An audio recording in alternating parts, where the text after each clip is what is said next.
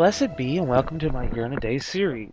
In this episode, we will be discussing the Book of Shadows, its importance, and what it contains within its hallowed pages. So let me start off this off by explaining what a Book of Shadows is. For those of you who already know, please bear with me as I explain. The Book of Shadows is a book of knowledge, a book of the craft, its mysteries, and its practice. It was named not because it contained evil, as many would have you believe, but because during the persecutions, it was no longer safe for covens to meet and practice together, so oral traditions were written down. They would then secretly meet one another in shadows and dark to copy and share their knowledge. Thus, how it became known as the Book of Shadows. It contains within its pages spells, rituals, potions, or tinctures, whichever you prefer to call it. Tinctures are more of a medicinal use as opposed to a spell use, but we'll get more onto that later. That were successfully performed and executed. The book also contained blessings, exorcisms, and creatures encountered by the witch. The book itself is a part of the witch, an extension of themselves in written form, and the witch a part of the book. By creating your Book of Shadows, you are putting a piece of yourself within the book itself. If someone were to discover and steal your book, it would be as though they had stolen a part of you.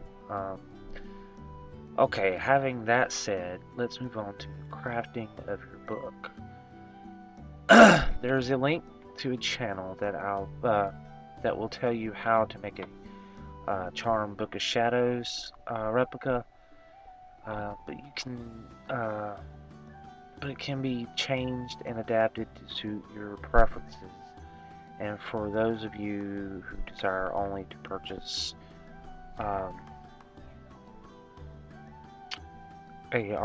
ready-made book, there is also a link below to different pages that sell or handcraft a book. Your book should always reflect you and your path, and with having that said, if you buy a ready-made book or order a handcrafted book, you should always find a way to customize it in a way that reflects you and your path. Like all things in the craft, you should cleanse and consecrate your book before filling its pages. Now that we have covered that, now let's move on to what should and should not go in your book. First, you should never put anything in there that you have not done or experienced, otherwise you will have a book that is nothing more than a Halloween prop. Add spells that you have written, performed, and executed properly and with success. Also, be sure to include what's required for the spell and its instructions on how and when the spell should be performed. Be sure to include rituals such as casting circles, calling the corners, invoking the gods, also the Sabbaths, and what your traditions require during the Sabbaths, such as what kind of meal you should be eating, what kind of ritual you should do during that Sabbath, things like that. But we'll get more onto that later. Now I'm not gonna lie to you. At times during your walk down the magical path, you'll encounter supernatural things like magical creatures, ghosts, or even demons, I dare say. Let's see. Sorry, I tried to type this up so that way I could know what all I was going to say and wasn't going to leave anything out. So kind of bear with me here, trying to find where I lost myself. Let's see.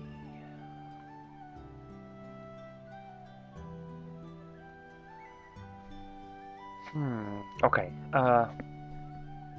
With that said, never add anything to your book unless you personally have encountered said creature and have fully researched it to get a better understanding of what it is, what it was you were dealing with.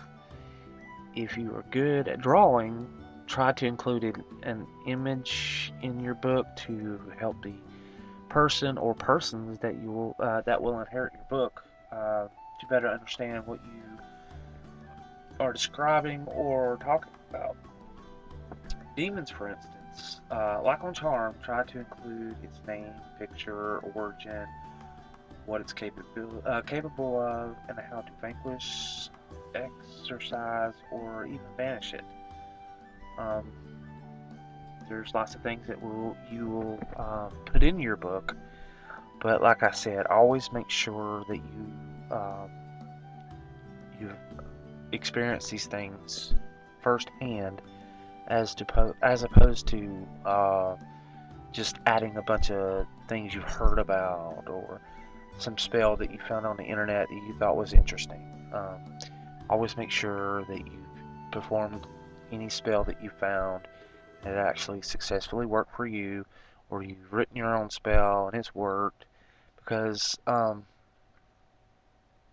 later on, I'll explain how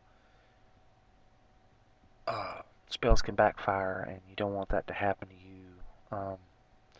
So let's just try to keep it to where it's successful spells, and you don't want to add any in your book that could backfire on somebody later on down the road, um, like it did on you. So you don't want to have it in there. You also don't want to have any spells in it that don't really work because it's something somebody just threw together and pasted on the internet or whatever. Always try to write your own spells. If someone gives you a spell that they have successfully done, that's fine. But as for just throwing spells in there and I'll cast that one later or something. Don't do that. Make sure you've done it beforehand and it worked out successfully. If it's a good spell and it's working good, you've had great success with it, then add it to your book. Magical creatures. It's hard to say if and when you'll run into magical creatures. Some can see them, some can't see them, some just feel them, some just know they're there. But however, do not add magical creatures or demons or any of those to your book unless, like I said before, you have actually encountered these beings and you've done your research, your homework, and you know how to get rid of them, you know how to deal with them. Then add it to your book and do as you need to do to either get rid of them if they're, um, a nuisance or what have you.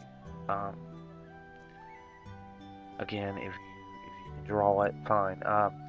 When it comes to Book of Shadows, I know people want some that are hand bound and perfect, and the pages won't fall out and all this other stuff.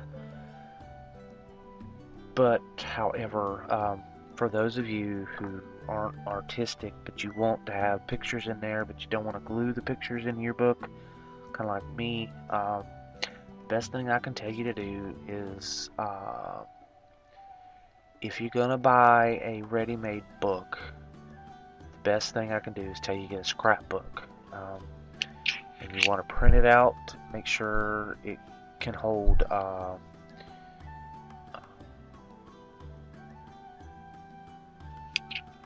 8 by 11 paper in it, and then you can take the pages in and out of the book whenever you want to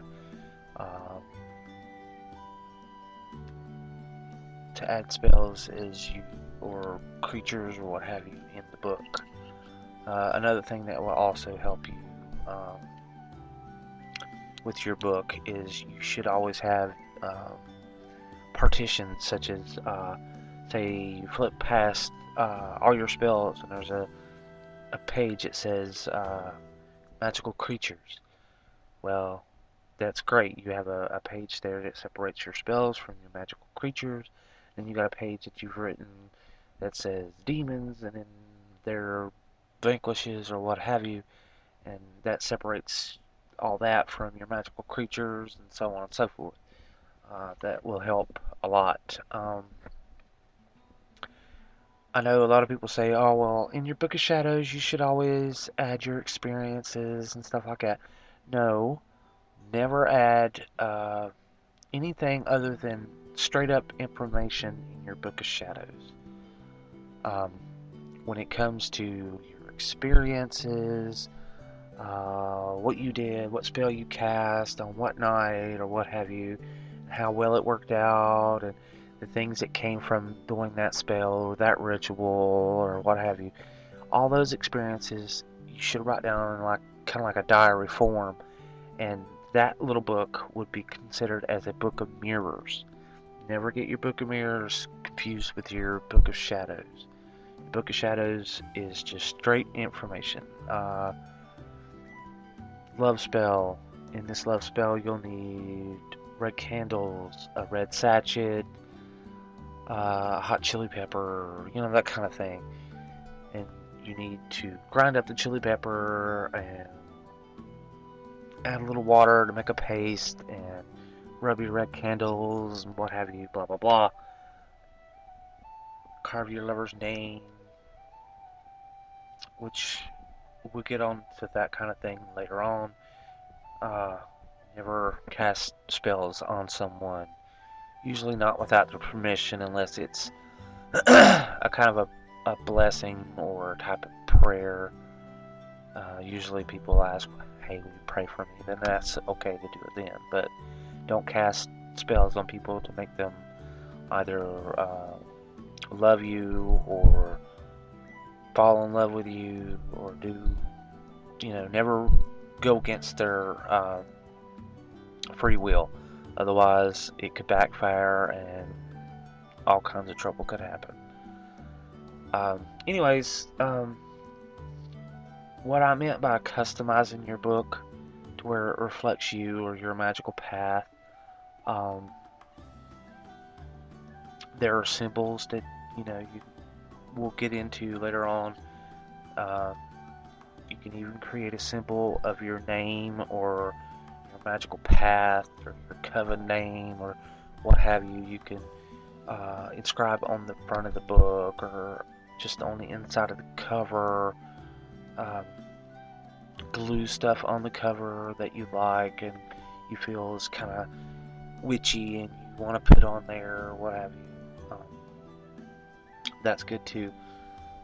For those of you who are going to go to the website or the videos that I suggested where it teaches you how to make a charmed Book of Shadow replica, he shows you how to make, just like on Charm, the book. And the book's the way it's made is you can take the pages in and out of the book. He also shows you how to do the leather cover on the book. When I'm in the process of making my own book now, so if you want to, before gluing down, as he instructs, gluing down the leather cover on each side of the book, if you want, you can just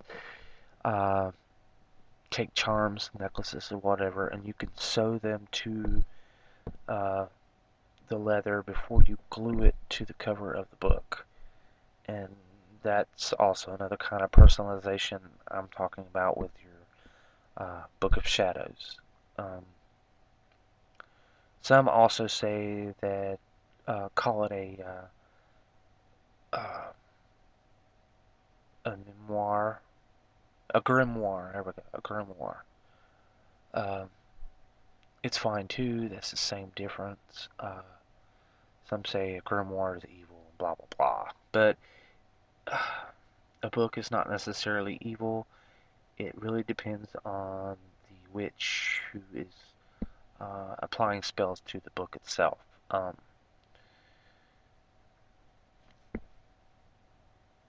But again, that's going to be later on down the road. we'll get into that.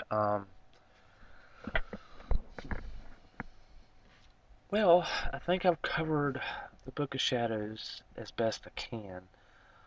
If I've forgotten anything, please leave a comment down below, and I'll try to make up for it in the next video. It may be a while before I make the next video, so please subscribe and rate this video and let me know what you guys think. And again, merry meet, merry part, and hope to merry meet again. Blessed be.